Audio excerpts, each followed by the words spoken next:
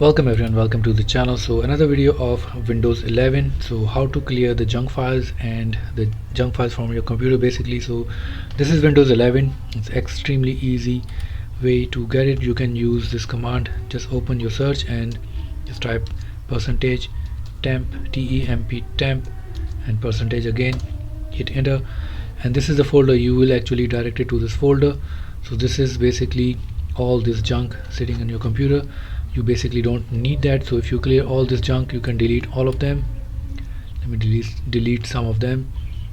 So basically it will make so much space from your computer also, and it will actually increase the speed of your Windows 11, and this is one of the way to increase the speed of your computer. And you can actually try on your Windows 11 and Windows 10 also. This is Windows 11, and that's how you clear your junk file. Thank you for watching tutorial videos. Please subscribe to the channel so we can make more videos.